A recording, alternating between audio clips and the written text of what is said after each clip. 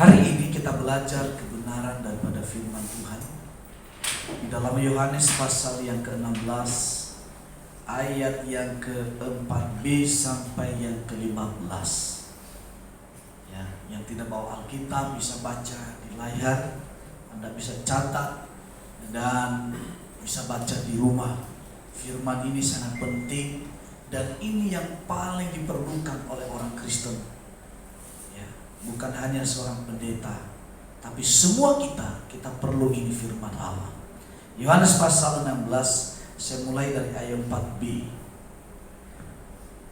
Pekerjaan penghibur. Hal ini tidak kukatakan kepadamu dari semula, karena selama ini aku masih bersama-sama dengan kamu. Tetapi sekarang aku pergi kepada Dia yang telah mengutus aku. Dan tiada seorang pun di antara kamu yang bertanya kemana. Kamu bertanya kepadaku, kemana engkau pergi? Tetapi karena aku mengatakan hal itu kepadamu, sebab itu hatimu berduka cita. Namun benar yang kukatakan ini kepadamu, ada lebih berguna bagi kamu jika aku pergi. Sebab jikalau aku tidak pergi, penghibur itu tidak akan datang kepadamu. Tetapi jikalau aku pergi, aku akan mengutus Dia kepadamu. Dan kalau Ia datang, Ia akan mengisahkan dunia akan dosa, kebenaran dan penghakiman akan dosa, karena mereka tetap tidak percaya kepadaku. Akan kebenaran, karena aku pergi kepada Bapa, dan kamu tidak melihat aku lagi. Akan penghakiman, karena penguasa dunia ini telah dihukum. Masih banyak hal yang harus kukatakan kepadamu, tapi sekarang kamu belum dapat menanggungnya. Tetapi apabila Ia datang, yaitu Roh kebenaran, Ia akan memimpin kamu ke dalam seluruh kebenaran. Sebab Ia tidak akan berkata-kata dari dirinya sendiri, tetapi segala sesuatu yang didengarnya, itulah yang akan dikatakannya. Dan Ia akan memberitakan kepadamu hal-hal yang akan datang. Ia akan memuliakan aku, dan Ia akan memberitakan kepadamu apa yang diterimanya daripadaku. Segala sesuatu yang Bapa punya adalah aku punya. Sebab itu aku berkata, Ia akan memberitakan kepadamu apa yang diterimanya daripadaku. Saudara yang dikasihi Tuhan, salah satu fungsi daripada Roh Kudus adalah memberikan kita penghibur.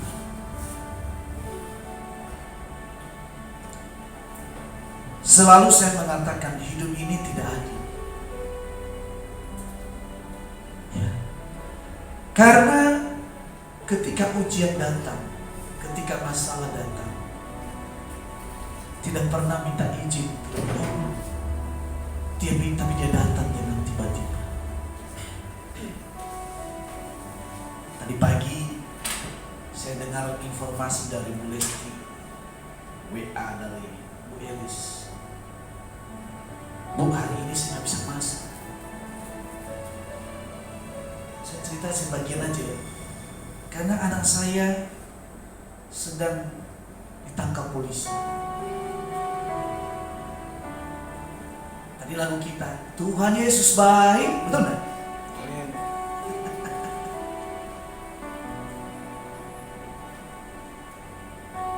Pada waktu yang lalu kita juga sedih kan, dimana anak muda kita biasa mulai saya latih memimpin pujian di tempat ini. Tiba-tiba kita kaget kan? Yang seharusnya puji Tuhan sekarang sudah berubah kan begitu kan? Tiba-tiba berubah dengan bahasa yang lain. Secara manusia kita sedih, kita kehilangan. Tetapi saudara, fungsi daripada Roh Kudus adalah menghibur kita. Dan ketika Dia menghibur kita, Dia memberikan sebuah pengharapan. Di balik kesedihan setiap orang percaya, ketika dipenuhi oleh Roh Kudus, selalu ada pengharapan, selalu ada fajar pengharapan akan terbit dalam hidupnya. Oleh karena itu, ketika kita mengalami masalah, percayalah itu bukan akhir dari segalanya. Saudara, para murid ini mereka berduka cita. Siapa yang tidak bangga? Kita jalan dengan bupati aja ada kebanggaan tersendiri kan? Waktu yang lalu saya pernah berfoto dengan seorang pengacara top di Indonesia dan juga seorang anggota DPR. Itu pun ketika saya posting di Facebook, semua orang chat saya, luar biasa ya Pak, mantap ya Pak. Yang ketemu saya biasa aja, ya. Tapi Tuhan Yesus ini lebih dari selebritis. Bayangkan 5.000 orang berkumpul gak punya makanan, tapi dengan 5 roti 2 ikan, belum termasuk perempuan dan anak-anak. Apalagi yang punya 2 istri. Karena orang Yahudi kan ada yang istrinya 2, ada yang 3. Ya tergantung ekonominya kan. Jadi kalau dia bawa 1 istri dan 1 anak satu, saya pukul rata kurang lebih 15.000, semuanya bisa kenyang makan. Bahkan gak ada kekhawatiran. Bahkan Allahku luar biasa. Ada orang mati, Lazarus yang sudah 3 hari lamanya, 3 hari atau 4 hari, koreksi kalau saya salah. Begitu Yesus datang, dia panggil, hai Lazarus, keluarlah. Dan Lazarus bangkit. Apalagi saudara, ketika dia masuk di bait Allah, ada pedagang burung merpati yang menjual kambing domba, lembu, sapi yang hebat-hebat. Dia balikin semua meja penukar uang. Dia cambuk semua orang yang berdagang di sana. Dan tidak ada satupun penguasa pada waktu itu yang sanggup memprotes. Saudara, para murid ada bangga. Waduh, ini pasti Yesus ini akan jadi raja. Ya minimal jadi menteri kita. Kenapa kita dekat dengan orang yang luar biasa? Tapi pada waktu itu tiba-tiba Tuhan katakan, malam hari ini imanmu akan digoncang, karena seperti domba yang gembalanya dipukul. Ya. Tetapi percayalah, dalam waktu 3 hari anak manusia itu akan bangkit dari antara orang mati. Ayat 4 dan 5. Hal ini tidak kukatakan kepadamu dari semula, karena selama ini aku masih bersama dengan kamu. Tetapi sekarang aku pergi kepada Dia yang telah mengutus aku, dan tidak seorang pun di antara kamu yang bertanya kepadaku, kemana engkau pergi? Tetapi karena aku mengatakan itu kepadamu, so itu hatimu berduka cita. Kenapa saudara? Mereka kehilangan seorang figur, kehilangan seorang yang diandalkan dalam hidupnya. Saya nggak tahu kita hari ini, orang yang kita andalkan tiba-tiba kita kehilangan. Orang yang kita bangga-banggakan kita tiba-tiba berubah dalam sekejap.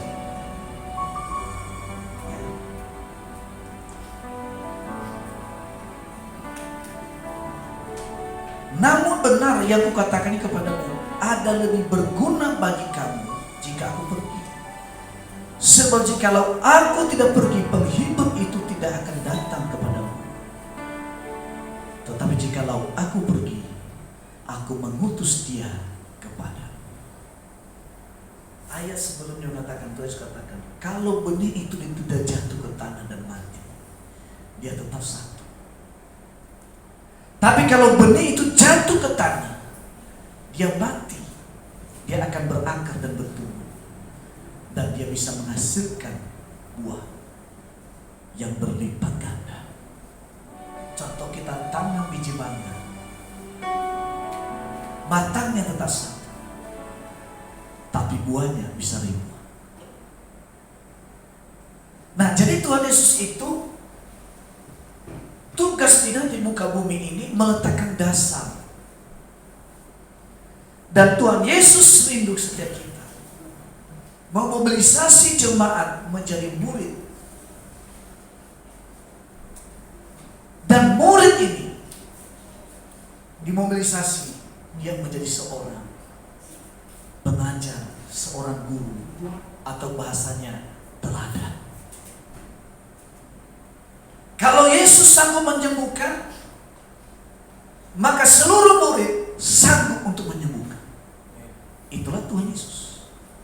Dia tidak tampil sendiri. Nah, itu yang Tuhan inginkan hari-hari ini. Nah, gereja juga begitu. Kerinduan saya kita semua ini menjadi pelayan Tuhan yang dipakai oleh Tuhan. Tidak harus jadi pendeta. Tidak hanya sebagai pendengar, tapi yang paling utama menjadi seorang teladan. Teladan. Teladan itu kan selalu tampil di depan, berikan contoh. Saya berharap doa saya ke depan ini, semua kita yang hadir pribadi yang patut diteladani. Setuju? Tidak ada lagi yang tukang ngambek. Ya, tidak ada yang gampang tersinggung. Tapi saya mau kasih ide begini. Orang yang gampang tersinggung, kita harus singgung terus. Setuju nggak? Setuju nggak? Benar. Orang yang mudah tersinggung, kita harus singgung terus. Setuju nggak? Kok nggak ada yang jawab? Cuma berapa orang? Kalau sering disinggung, lama-lama kebal nggak tersinggung lagi.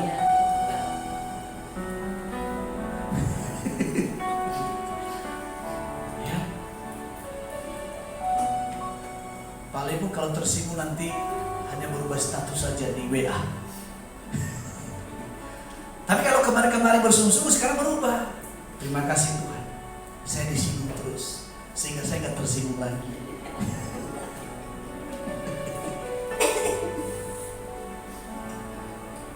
Saudara, kita kembali pada firman ini. Kalau ia datang, dan kalau ia datang, ia akan mengisapkan dunia akan dosa, kebenaran dan penghakiman. Ayat 8 dan 9. Akan dosa karena mereka tetap tidak percaya kepadaku. Jadi ke depan ini, saudara, akan ada garis pemisah antara orang benar dan orang fasik.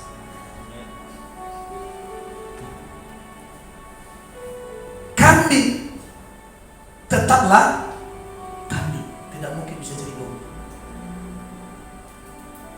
Tahu nggak karakter kambing? Siapa yang tahu karakter kambing? Ya, karena saya pernah di gembala kambing, pernah gembala sapi, kerbau saya pernah. Kalau kambing itu yang pertama paling takut kepada air. Jadi kambing itu bisa mati kalau kena air, saudara. Kalau kelamaan kena air, kena hujan. Jadi kambing ini boleh dikatakan identik dengan jorok, gak suka mandi. Yang kedua, kambing itu kalau dia ditarik, suruh maju, ditarik maju, dia mundur.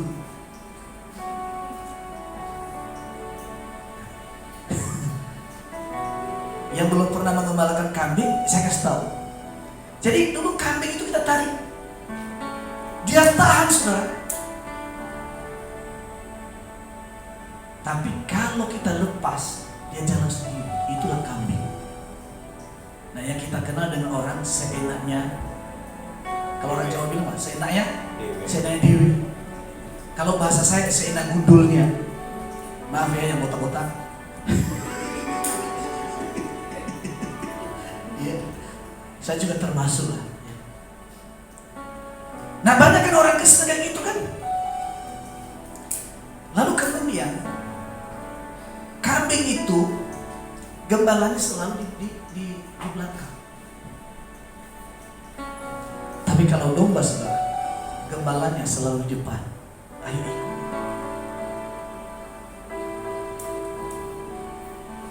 Kedua, domba adalah binatang yang paling lemah.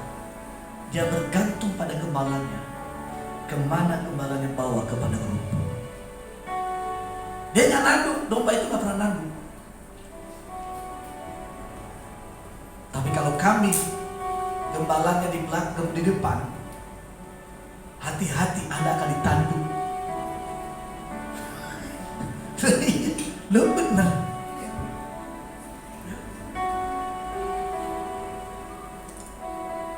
Domba juga, saudara.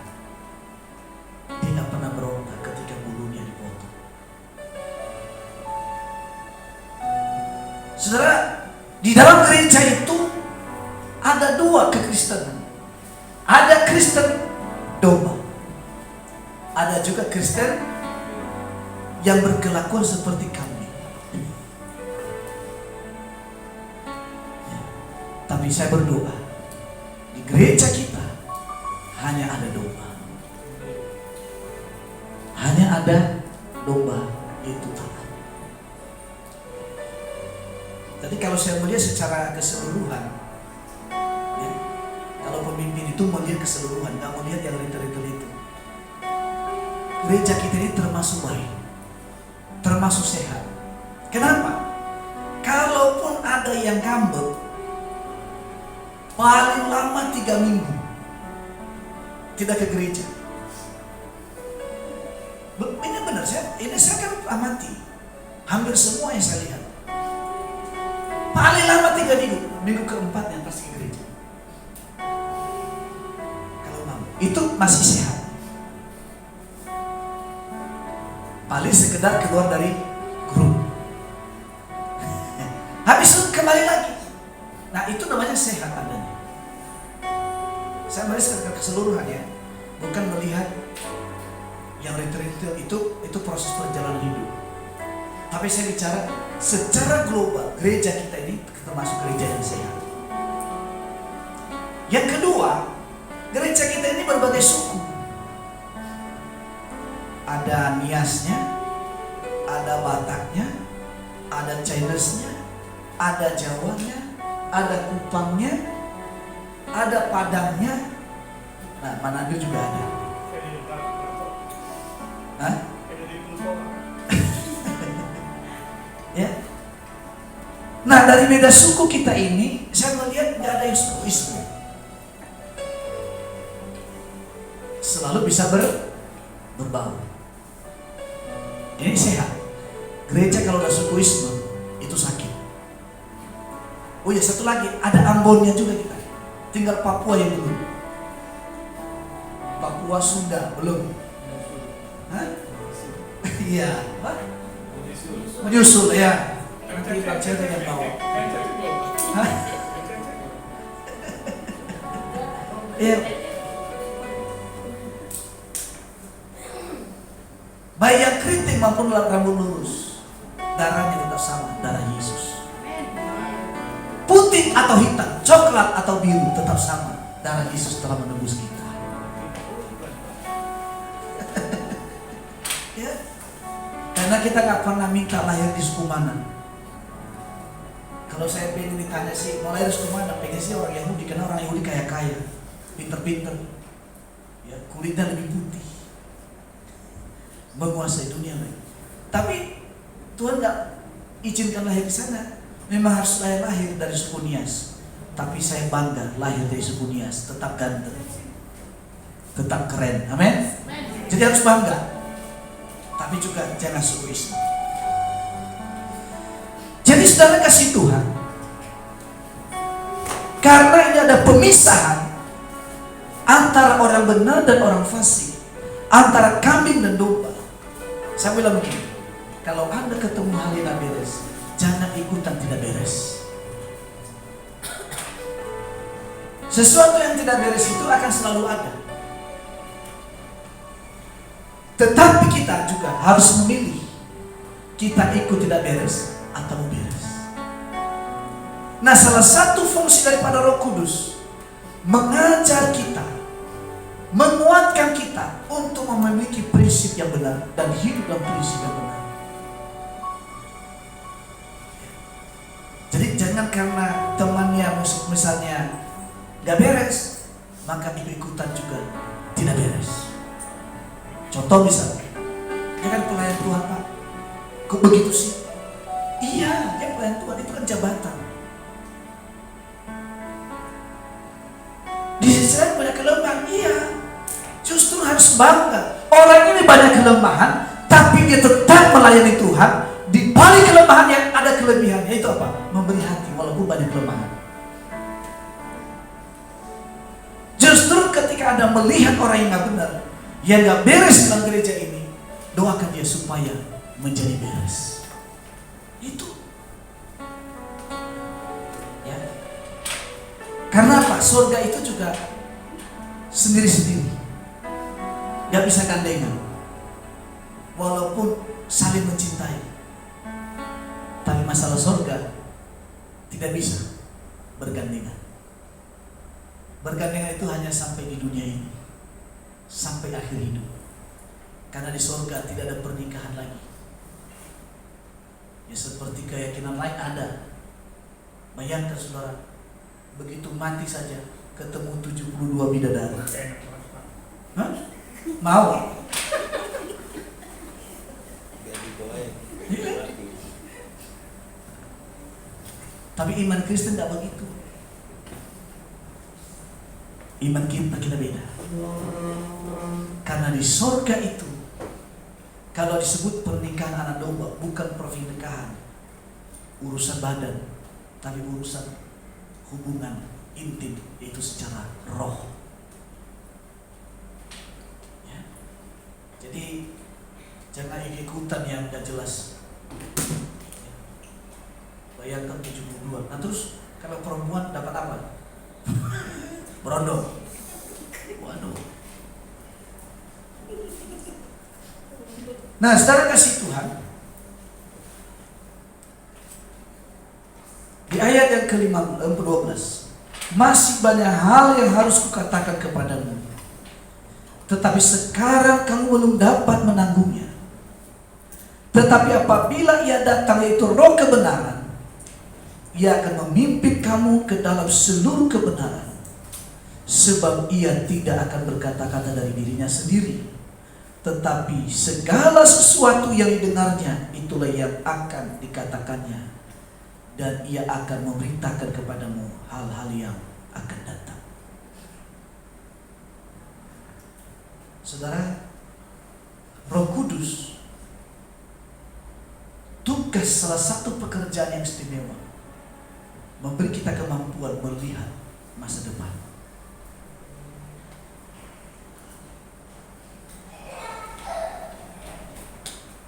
Ada orang hanya melihat kegagalan dalam hidup, hanya melihat kesusahan, dan ucapannya selalu pesimis. Sering gak ketemu orang seperti itu? Selalu susah. Tapi Roh Kudus memberi kemampuan kepada kita untuk melihat masa depan dengan optimis. Yang kedua, mereka kita kemampuan sehingga ketika kita menjalani hidup ini tidak asal-asalan, tapi ada step by step kita lalui.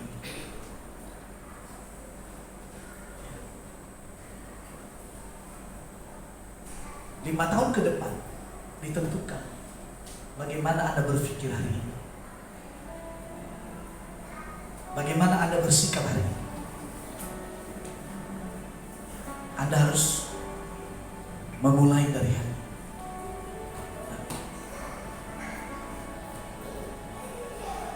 Tetapi apabila ia datang itu roh kebenaran, ia akan memimpin kamu pada seluruh kebenaran. Salah satu tanda orang penuh Roh Kudus, hidupnya berubah. Dia menjadi orang benar. Omongannya bisa dipegang. Dan omongan juga tidak terlalu gede-gede banget.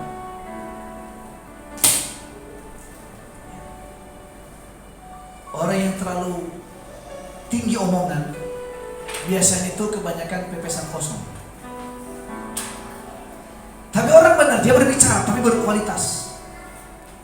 Sedikit dia berbicara, tapi punya makna yang luar biasa. Saya nggak lupa, saudara, sering saya ingatkan ini. Dulu saya pernah tabiskan rumah. Pentabisan rumah ini rumah baru. Lalu satu mengatakan, oh ya nanti kita tetangga. Di sana tanah saya ada 100 meter. Nanti kita tetangga. Begitu kita cek, ternyata nggak ada rumah, nggak ada tanahnya. Hanya demi apa? Supaya orang anggap dia punya.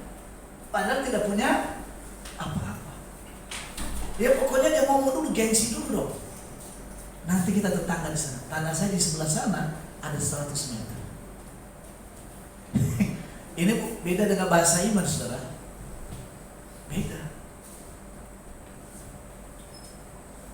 Kenyataannya sampai hari ini tanah itu saya nggak pernah lihat. Kenapa, saudara? Karena selalu ingin menyamakan dirinya dengan orang lain. Ya, kalau orang lain punya gengsi, dia pengen juga punya gengsi. Tidak boleh kalah. Kalau istilahnya biar kantong kosong, tapi tidak kalah aksi. Ya. Yang kita kenal orang yang parlente. Bukan berarti kita nggak boleh. Ya. Tapi dia berbicara benar, kebenaran. Ya. Hidupnya benar. Waktu yang lalu saya memang nggak dicintai, saya tegur. Bayangkan sudah tua, ibu-ibu sudah tua, udah punya cucu, udah punya cicit. Satu ketika ada teman punya masalah dalam keluarganya, ada masalah dalam keluarga. Orang tua harusnya mengatakan, kuat ya. Apa nasihat? Udah lalu pakai aja. Nih, dia aja.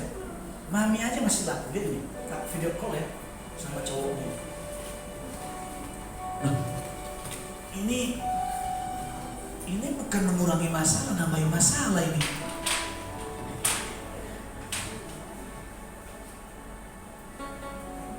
Ya. Akhirnya apa terjadi? Saya berhentikan pelayanan. Ini nggak pantas. Ya memang kita kehilangan juga sih. Tapi lebih baik saya ambil tindakan tegas daripada beli batu sandungan bagi banyak orang. Itu nasihatnya benar. Bukan awalnya kan saya mendengar dulu. Akhirnya saya teliti, saya ini. Loh, kok nasihatnya kayak gini? Orang lagi dalam kesulitan malah dikomporin. Harusnya kuatkan dirinya. Kita doa sama-sama. Lebih lagi tekun kepada Tuhan. Ini melemahkan orang. Nah, orang ini walaupun yang bicara firman, tapi belum penuh Roh Kudus. Amin. Jadi kalau Anda ketemu orang seperti itu, percayalah dia belum penuh dengan Roh Kudus. Kalau orang penuh Roh Kudus, dia selalu berkatakan hal yang positif dan selalu mendorong orang pada hal yang benar. Sebab ia tidak akan berkata-kata dari dirinya sendiri, tetapi segala sesuatu didengarnya, itulah yang akan dikatakannya. Dan ia akan beritakan kepadamu hal-hal yang akan datang. jadi Roh Kudus itu membawa kita pada kebenaran. Dan ketika kita hidup benar, lalu diberi kemampuan kepada kita untuk melihat masa depan. Sehingga apa? Tugas Roh Kudus itu mengingatkan kita. Nah, Roh Kudus itu bisa pakai siapa saja. Tuhan bisa pakai Pak Irwin mengingatkan saya. Sampai terus kacamatanya berat sebelah. Misalnya.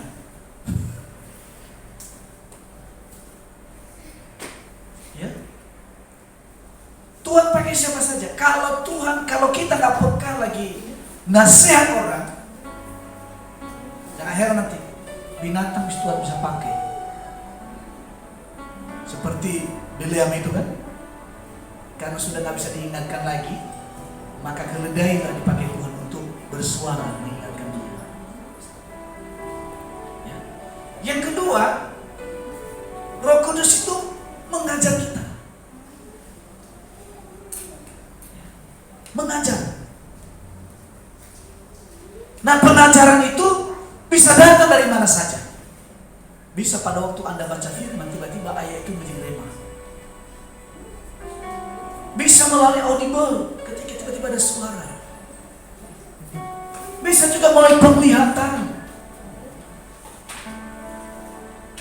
Saya kadang-kadang kalau Tuhan berbicara kepada saya nggak seperti orang ya. Tiba-tiba Tuhan ingatkan sesuatu. Ada sebuah dorongan yang bicarain sama orang itu. Ketika Tuhan suruh berbicara, saudara, saya berontak. Aduh, gimana kalau nanti nggak terjadi? Nanti kalau dia marah, bagaimana? Tapi di sisi lain, dorong terus. Nah, kemudian ketika saya berbicara, ternyata orang yang bersangkutan juga gak marah, malah takut. Nah, itu cara Roh Kudus bisa Tuhan pakai semasa mengajar kita. Kemudian juga Roh Kudus itu menegur. Teguran itu macam-macam. Ya. Salah satunya saya dipakai Tuhan di sini menegur jemaat kalau nggak benar. Ya, kadang-kadang mungkin ada yang tersinggung. Selalu saya ingatkan, jangan balas WA kalau lagi ibadah. Apalagi jangan main Facebook kalau lagi ibadah. Mungkin juga ada yang tersinggung. Tapi sebetulnya itu juga bisa Tuhan pakai untuk mengingatkan kita semua. Kalau Presiden Prabowo datang ke sini, kita nggak berani main-main. Penuh rasa hormat kan? Betul nggak? Masa Tuhan datang kita nggak hormat?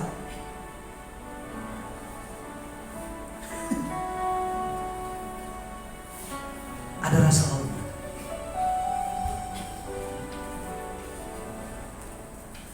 Dengan demikian, saudara, ketika kita punya rasa hormat kepada Tuhan,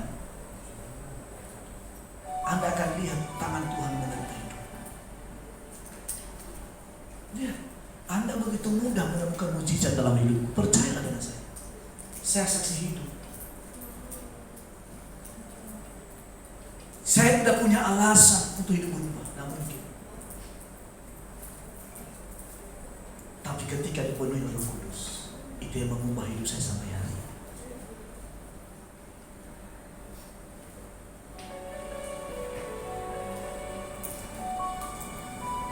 Jadi saya mau tanya dulu, ada nggak yang sering sakit hati kalau saya singgung di depan mimbar? Ada yang aku juga ya, gak enak hati lah. Tapi gak apa-apa.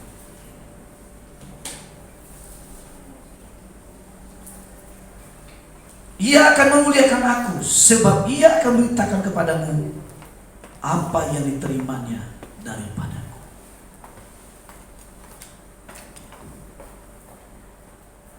Ketika kita penuh Roh Kudus, fungsinya untuk memuliakan Tuhan.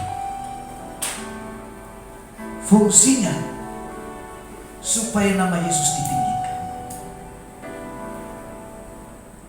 Baru ayat yang ke-15, saya tutup di sini. Segala sesuatu yang Bapa punya adalah aku punya. Sebab itu aku berkata, ia akan memberitakan kepadamu apa yang diterimanya daripadamu. Jadi sebetulnya kita ini, menurut iman percaya saya, tidak ada yang satupun yang gagal di antara kita. Karena kita ini adalah ahli warisnya Bapa di surga. Ahli warisnya. Di tangan kita ada kuasa, ada tongkat kerajaan. Dalam mulut setiap kita ada kuasa untuk mencipta. Nah, oleh karena itu, Allah yang kaya, yang punya segalanya, dikatakan segala sesuatu yang Bapa punya adalah aku punya. Sebab itu aku berkata, ia akan beritakan kepadamu apa yang diterima daripadaku.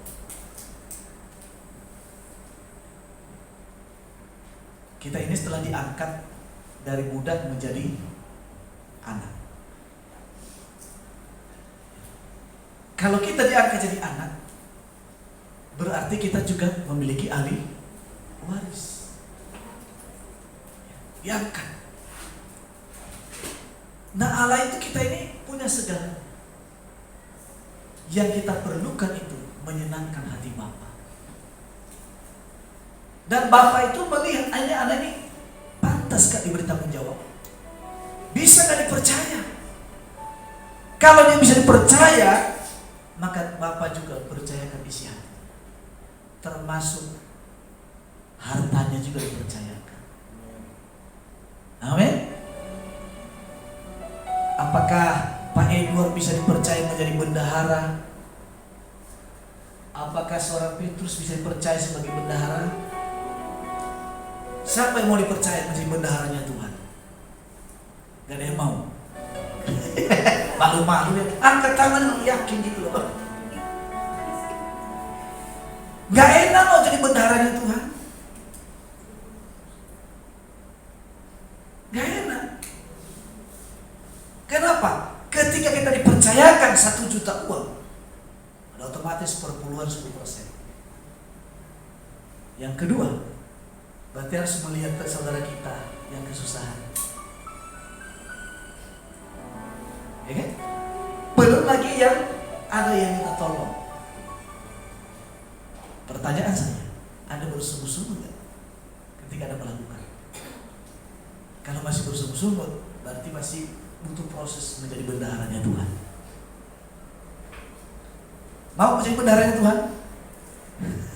Siap? Ya. Cuma sebagian loh.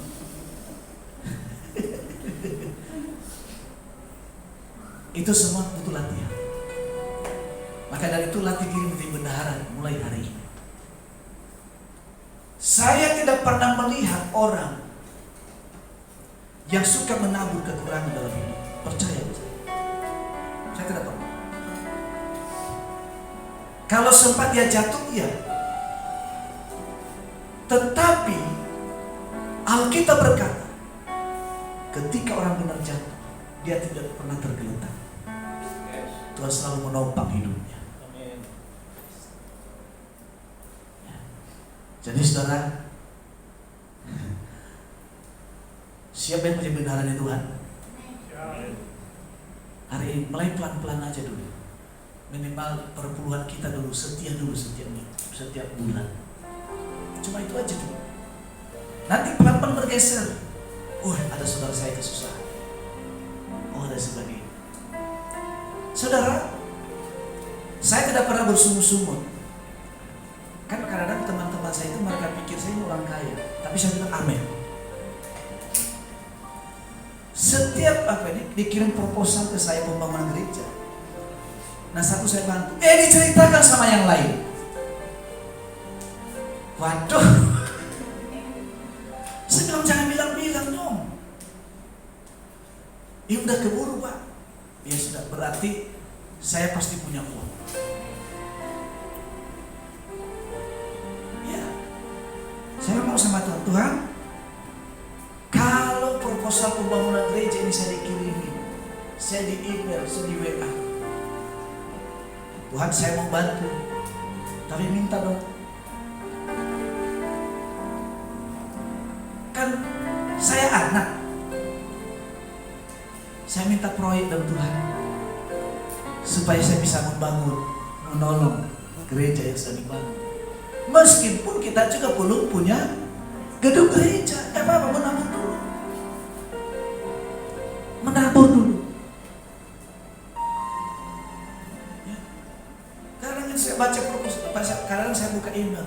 Di siapa ini? Nama ini saya tandai namanya ini. Oh, pasti proposal lagi nih. Oh iya benar, proposal. Ya, saya buka email, teman saya, sama proposal lagi. Selalu saya jawab, yang penting sabar, pasti saya bantu. Ya, pokoknya saya pasti bantu. Yang penting kuat berdoa. Dan juga saya harus kuat berdoa, karena saya juga berharap sama Tuhan. Selalu saya mengatakan kepada anak-anak saya, kalau bapakmu menabur yang baik, itu bukan menuai di surga, di bumi ini. Kalau masa hidup bapakmu ini tidak menuai, kalian yang menuai. Jadi saya tidak pernah takut dimanfaatin orang. Serius. Tapi saya punya prinsip tidak pernah mau manfaatkan orang. Tapi saya juga tidak pernah takut atau kapok dimanfaatkan oleh orang. Karena upah saya bukan sama orang itu. Upah saya sama Tuhan. Ya. Jadi saya nggak punya alasan bersungguh-sungguh. Saya nggak punya alasan untuk kecewa. Nah, itu bukan kamus kita, bro. Amin. Kan semua orang yang kita layani kan selalu menyenangkan kita kan. Tapi percayalah, kamu berbuat baik itu bukan sama dia. Tuhan tidak pernah menutup mata. Dia melihat setiap kita. Amin. Begitu saya sekarang itu. Saya udah lupa pola. Sekarang saya diberkati misalnya. Pak Petrus, saya butuh ini. Ya, kapan mau balikin? Tahun depan udah gini aja deh, segini. Gak usah mikirin. Daripada saya pusing juga nanti kalau saya tagih nggak enak. Kamu juga ketemu saya nggak enak, udahlah. Udah bener. Iya. Mulai Senin kan dulu pernah usaha. Sampai hari ini nggak dibayar-bayar. Daripada kita berharap-berharap, bikin berdosa kan? Minta begini. Butuh berapa? 500. Oke, saya ada 150. Udah gak usah diganti. Kan mending itu kan lupa kan di kita. Ketemu kita juga nyaman. Dia nyaman di kita. Saya ketemunya juga nyaman. Kenapa? Ya sudah. Nggak gampang ini saudara.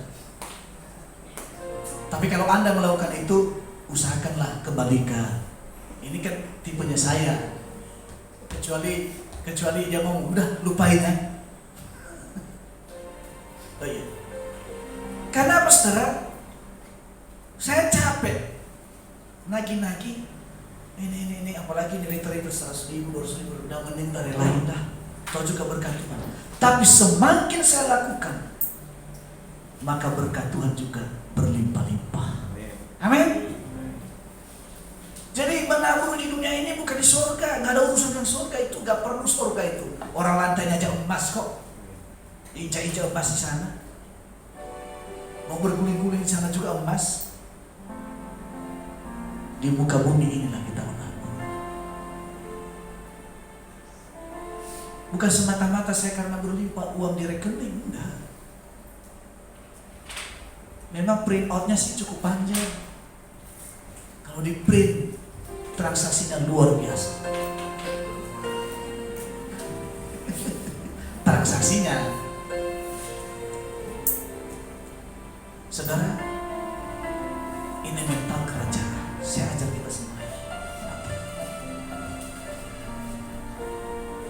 Karena di gereja ini dilarang miskin.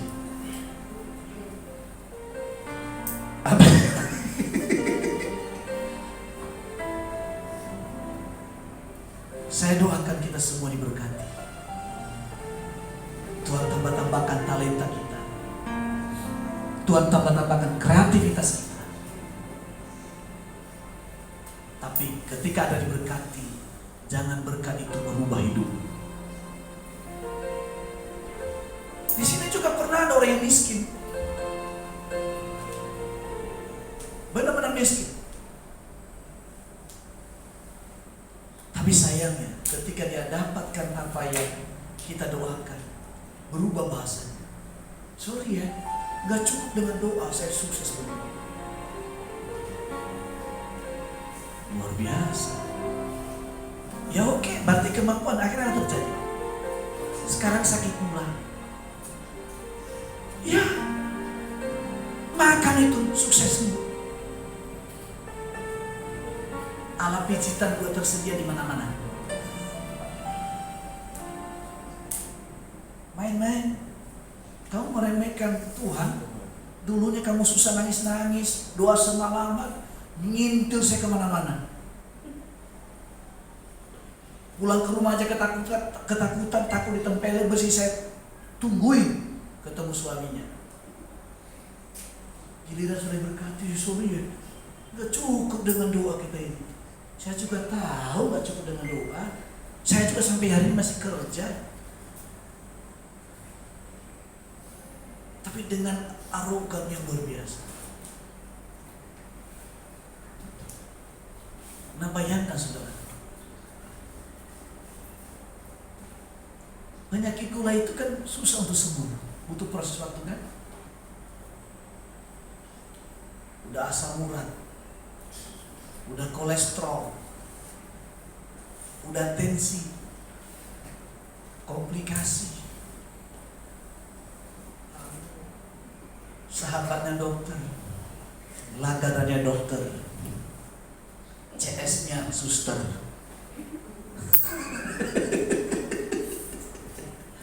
Iya. Jadi semua sehat-sehat di sini kan? Berarti kaya-kaya semua nih, orang kaya. Saya bilang, hai orang kaya. Sehat. Ya. Karena salah satu fungsi daripada Roh Kudus memberikan kita kemampuan dalam seluruh lini kehidupan. Amin.